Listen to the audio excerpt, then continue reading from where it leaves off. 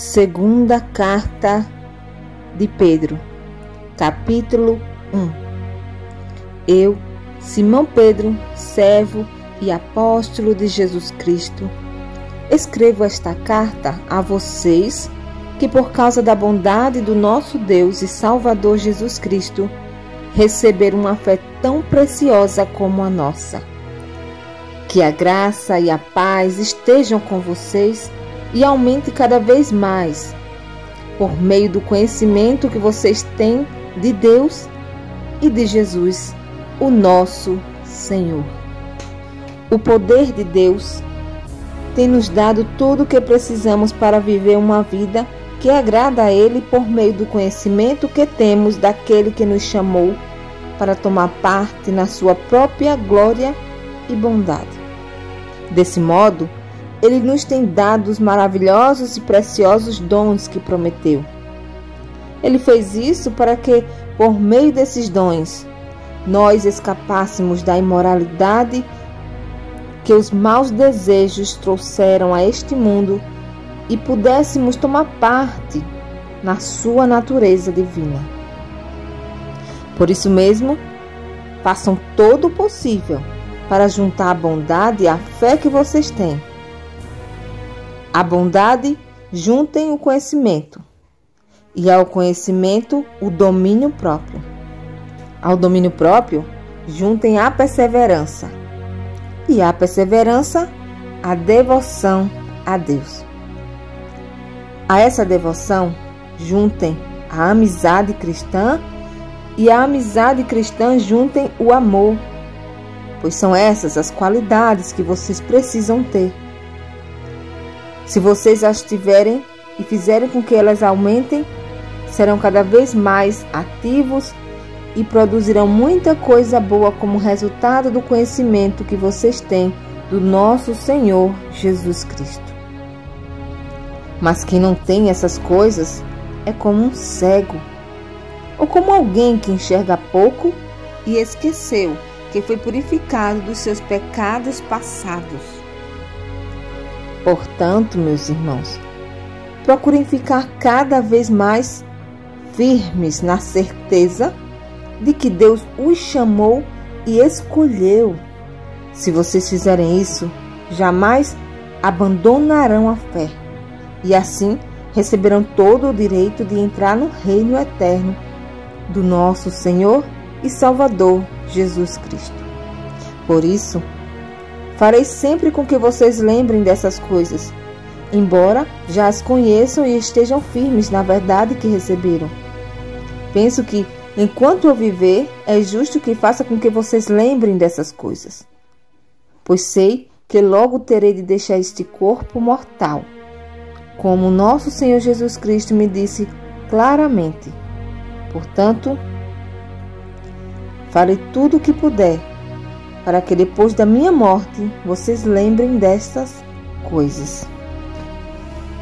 Nós não estamos contando coisas inventadas quando anunciamos a vocês a vinda poderosa do nosso Senhor Jesus Cristo, pois com os nossos próprios olhos nós vimos a sua grandeza. Nós estávamos lá quando Deus, o Pai, lhe deu honra e glória. Ele ouviu a voz da suprema glória dizer: "Este é o meu filho querido que me dá muita alegria." Nós mesmos ouvimos essa voz que veio do céu quando estávamos com o Senhor Jesus no monte sagrado. Assim, temos mais confiança ainda na mensagem anunciada pelos profetas. Vocês fazem bem em prestar atenção nessa mensagem, pois ela é como uma luz que brilha em lugar escuro, até que o dia amanheça e a luz da estrela da manhã brilhe no coração de vocês. Acima de tudo, porém, lembrem disto: ninguém pode explicar por si mesmo uma profecia das Escrituras Sagradas, pois nenhuma mensagem profética veio da vontade humana, mas as pessoas eram guiadas pelo Espírito Santo quando anunciavam a mensagem que vinha de Deus. Capítulo 2. No passado, apareceram falsos profetas no meio do povo. E assim também vão aparecer falsos mestres entre vocês. Eles ensinarão doutrinas destruidoras e falsas e rejeitarão o mestre que os salvou. E isso fará com que caia sobre eles uma rápida destruição. Mesmo assim, muita gente vai imitar a vida imoral deles. E por causa desses falsos mestres, muitas pessoas vão falar mal do caminho da verdade. Em sua ambição pelo dinheiro, esses falsos mestres vão explorar vocês, contando histórias inventadas. Mas faz muito tempo que o juiz está alerta e o destruidor deles está bem acordado. Pois Deus não deixou escapar os anjos que pecaram, mas os jogou no inferno e os deixou presos com correntes na escuridão, esperando o dia do julgamento. Deus não deixou escapar o mundo antigo, mas trouxe o dilúvio sobre o mundo dos que não queriam saber de Deus. A única pessoa que ele salvou foi Noé, que anunciou que todos deviam obedecer a Deus. E Deus também salvou mais outras 7 pessoas. Deus condenou as cidades de Sodoma e Gomorra, destruindo-as com fogo, como exemplo do que vai acontecer com os que não querem saber dele. Ele salvou Ló, um homem bom, que estava aflito porque conhecia a vida daquela gente imoral. Todos os dias esse homem bom que vivia entre eles ficava muito agoniado ao ver e ouvir as coisas más que aquela gente fazia. Tudo isso nos mostra que o Senhor sabe como livrar das aflições as pessoas dedicadas a Ele e também sabe como guardar os maus debaixo de castigo para o dia do julgamento. Ele castigará especialmente os que seguem os seus próprios desejos imorais e desprezam a autoridade dele. Esses falsos mestres são atrevidos e orgulhosos. Eles não têm nenhum respeito pelos gloriosos seres celestiais e os insultam. Ora, até mesmo os anjos, sendo muito mais fortes e poderosos do que esses falsos mestres, não os acusam com insultos na presença do Senhor? Mas esses homens agem por instinto, como os animais selvagens que nascem para serem caçados e mortos. Eles xingam aquilo que não entendem. Por tudo isso, eles serão destruídos como animais selvagens e pagarão com sofrimento o sofrimento que causaram aos outros. Eles têm prazer em satisfazer em pleno dia os seus desejos imorais. Quando se reúnem com vocês, são uma vergonha e um escândalo, divertindo-se o tempo todo com seus modos enganosos. Não podem ver uma mulher sem a desejarem, e o seu apetite pelo pecado nunca fica satisfeito. Enganam as pessoas fracas e só pensam em ganhar dinheiro. Eles estão debaixo da maldição de Deus. Andam perdidos porque se desviaram do caminho certo. Seguem o caminho de Balaão, filho de Beor, que cobiçou o dinheiro que ia receber fazendo mal e foi repreendido por causa do seu pecado. Pois uma jumenta falou com voz humana e acabou com as loucuras do profeta. Esses falsos mestres são como poços sem água e como nuvens levadas pelo vento. Deus reservou para eles um lugar na mais profunda escuridão. Eles dizem coisas orgulhosas e loucas e com seus desejos impuros e imorais enganam as pessoas que estão quase escapando daqueles que vivem no erro. Prometem liberdade a essas pessoas, mas eles mesmos são escravos de hábitos imorais, pois cada pessoa é escrava daquilo que a domina. Portanto, aqueles que chegaram a conhecer o nosso Senhor e Salvador Jesus Cristo e que escaparam das imoralidades do mundo, mas depois foram agarrados e dominados por elas, ficam no fim em pior situação do que no começo, pois teria sido muito melhor que eles nunca tivessem conhecido o caminho certo do que depois de o conhecerem, voltarem atrás e se afastarem do mandamento sagrado que receberam. O que aconteceu com essas pessoas prova que são verdadeiros estes ditados: o cachorro volta ao seu próprio vômito e a porca lavada volta a rolar na lama. Capítulo 3.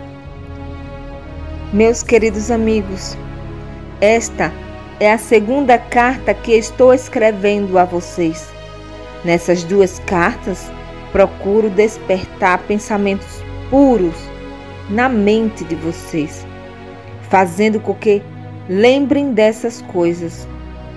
Quero que lembrem das palavras ditas há muito tempo pelos santos profetas e do mandamento do nosso Senhor e Salvador que foi dado a vocês por meio dos apóstolos que anunciaram o Evangelho a vocês. Primeiro, vocês precisam saber que nos últimos dias vão aparecer homens dominados pelas suas próprias paixões. Eles vão zombar de vocês, dizendo: ele prometeu vir, não foi? Onde ele está? Os nossos pais morreram e tudo continua do mesmo jeito que era desde a criação do mundo. Esses zombadores esquecem, de propósito, que há muito tempo Deus deu uma ordem e os céus e a terra foram criados. Esquecem que a terra foi formada da água e no meio da água. E também que pela água do dilúvio o mundo antigo foi destruído. Mas os céus e a terra que agora existem estão sendo guardados pela mesma ordem de Deus a fim de serem destruídos pelo fogo. Estão sendo guardados para o dia do julgamento e da destruição dos que não querem saber de Deus. Meus queridos amigos, não esqueçam isso. Para o Senhor, um dia é como 1000 anos, e 1000 anos como um dia. O Senhor não demora a fazer o que prometeu, como alguns pensam. Pelo contrário, Ele tem paciência com vocês porque não quer que ninguém seja destruído, mas deseja que todos se arrependam dos seus pecados. Porém, o dia do Senhor chegará como um ladrão. Naquele dia, os céus vão desaparecer com um barulho espantoso, e tudo o que há no universo será queimado. A terra e tudo o que existe nela vão sumir.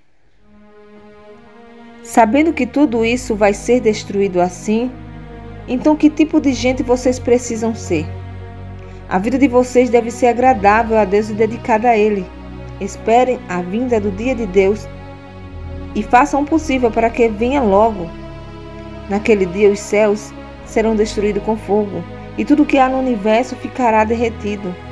Porém, Deus prometeu e nós estamos esperando um novo céu e uma nova terra, onde tudo será feito de acordo com a vontade dEle. Por isso, meus amigos, enquanto vocês esperam aquele dia, façam o possível para estar em paz com Deus, sem mancha e sem culpa diante dEle. Lembrem que a paciência do nosso Senhor é uma oportunidade para vocês serem salvos, pois o nosso querido irmão Paulo, com a sabedoria que Deus lhe deu, escreveu a vocês sobre esse assunto.